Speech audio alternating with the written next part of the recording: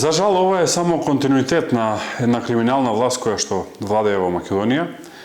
Очигледно намерите уште од самото доаѓање во владата и од формирање на онај поширок систем во кој што покрај владата, кој што споменавте, влегува и еден обвинителски систем и правосуден систем, бил да се исцицаат ресурсите на државата, да се искорумпираат основните носители на власти и преку една масовна корупција практично да го корумпираат општеството и на тој начин да ги управуваат процесите.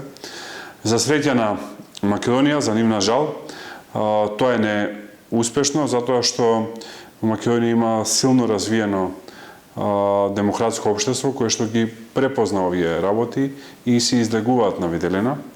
После промената на власта која што се случи на изборите на 12 април следната година, уште повеќе работи ќе излезат во јавност, затоа што сме свесни дека одредени работи се кријат, за одредени работи луѓето и се плашат да ги кажат, но ќе се излегуваат тие и после промените кои што следуваат следната година. За жал, тоа е мајнсетот на оваа власт, тие се начините на действување кои што ќе мора да ги менуваме, но исто така и да се бориме против овие, за да се покаже дека ова е нешто што не смее да се повтори во Македонија, да вие имате една комплетно коруптивна шема која што завршува со првиот човек на владата, не говори за ништо друго освен за урнисен систем. Јас сум споменал и во други прилики, ја веќе спомнам и за ова интервју. Никој во Македонија не може да поверува дека било кој бизнисмен во Македонија евро би му дал на Боки Тримеска, камоли толкави милиони евра да се вртат, ако позади него не стои самиот врв на власта, прво, и второ, според сознанијата кои што ги има ВМРО-ДПМН, рекетирани се многу повеќе бизнисмени од овие кои што се познати во јавноста. Тие луѓе се плашат да излезат јавно, до негде можам и да ги разберам. Вкупната сума која што е изрекетирана е преку 20 милиони евра. И после промената власта ќе се спроведе една сериозна истрага за да се види кој се бил предмет на уцена и колку пари од кого се побарани и се дадени. Ке барате ли одговорности од моментално владеачко мнозинство за тоа што тие го форсира специјалното јавно обвинителство? Вие на неколку наврати во собранието баравте исто така и поврзано со последната афера Кеш. Вие баравте и граѓаните да имаат увид како се потрошени парите од специјалното јавно обвинителство. Два дела има. Во однос на политичката одговорност, со самото тоа што владата падна и оди на предвремени избори, е јасно дека политичка одговорност има и таа политичка одговорност треба да се верификува на изборите на 12 април. Се надевам дека поддршката за ВМРО-ДПМН е масовна, за да имаме еден чист мандат и влада која што ќе може да ги реализира работите кои што ќе ги предложи пред граѓаните во таа изборна кампања. Во однос на кривичната одговорност, јас сум убеден дека едно ослободено од притисоци судство и обвинителство ќе може детално и темелно да ги истражи сите овие криминали кои што се правени во изминатиот период и истите да ги презентира во јавноста и соодветно да се процесуираат.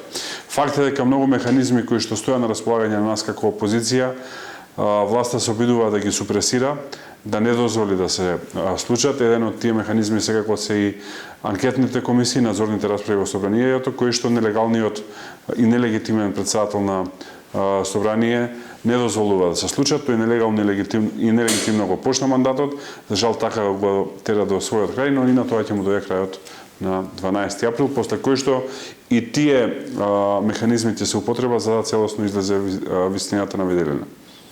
Ке формирате ли вие, откако на 12 април, ако дојде до промена на власт и во тој момент вие бидете таа владеачка гарнитура, дали ќе побарате некоја меѓународна арбитража за да видиме да се има комплетен увид во СЈО како се трошени парите, како се стигнати документите кои се бил предмет на рекет?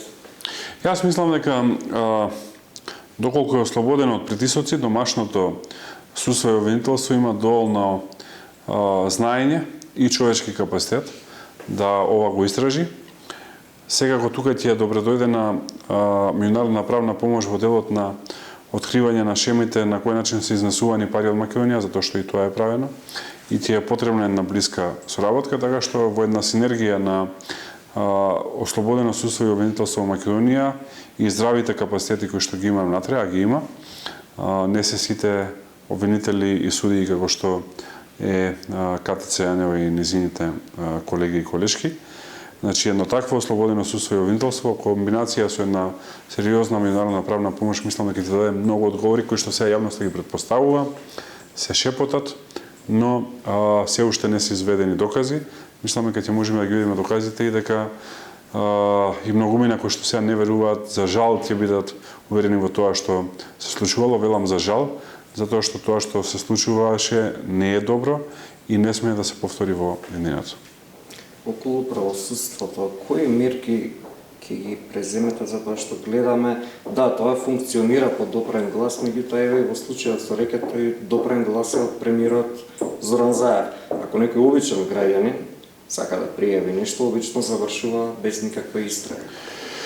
Прво поднос на рекет се сомневам дека е од премиерот Заев. Он така изјави. Ексклузивно за ова интервју и за вашиот медиум. Досега ние не ја видовме пријавата на Зоран Заев во обвинителството, па го повикувам или тој да ја презентира во јавноста, или да ја презентира на јавното обвинителство таа пријава која што тој ја доставил. Имајќи предвид дека досега таква работа не сме видели, јас сериозно се сомневам дека воопшто имало пријава, односно дека воопшто Зоран Заев пријавил таква работа и мислам дека се работи за една манипулација, односно сакајќи да се прикаже како некој кој што помогнал во откривање на криминалот и корупцијата, дека тој пријавил, но мислам дека вистината е сосем различна, односно дека не само што не пријавил, туку и се обидувал да се целиот овој случај зацкрие. Се многу брзо јавноста ќе види докази за таа работа, а доколку тој навистина пријавил, јас го повикувам да ја покаже таа пријава, се сомневам дека ја има. Последниве 3 години Македонија загуби многу.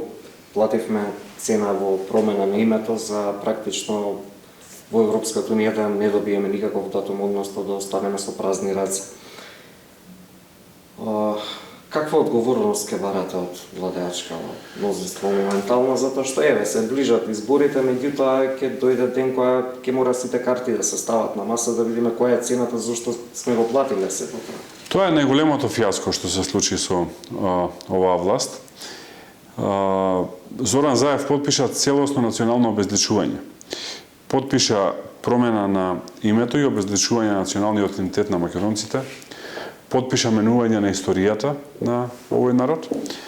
Тој во јавноста коментираше дека тоа го прави заради членство во НАТО и Европската унија, во суштина го прави за да се заштити сам себе, затоа што, да ја потсетам јавноста, беше подсудски процес за познатата афера евро за евро, евро за братмо, евро за црквата, злоупотребувајќи црквата како институција. И за да се спаси од тој прогон, тој практично ги подпиша овие договори. Јасно уште минатата година беше дека ќе е многу тешко да се почнат преговори со Европската унија, особено во оној момент кога се разбра дека Зоран Заев се договара со Еди Рама Македонија и Албанија да влезат во иста група. Јас за тоа алармирав уште во април 2018 година.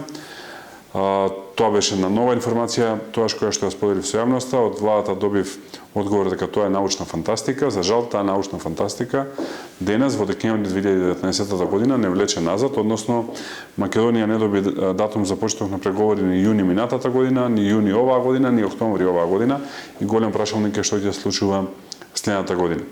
И втора работа, треба да сте тотален аматер, од една страна, или од друга страна да имате други мотиви, а мислам дека кај Заев беа други мотиви, кои што ги зборувавме досега, да подпишете така значајни договори. Мислам дека договорот со Грција е најштетниот, но во исто време и најзначаен договор кој што Македонија како држава го подпишала, затоа што влегува во основите на државата, заврши со промена на устав. Че ја подпишете такви договори како со Грција и со Бугарија, а да немате никаква заштитна клаузула во рамки на договорите, значи дека сте или тотален аматер од една страна или од друга страна дека имате други мотиви. Тука мислам дека се работи за други мотиви.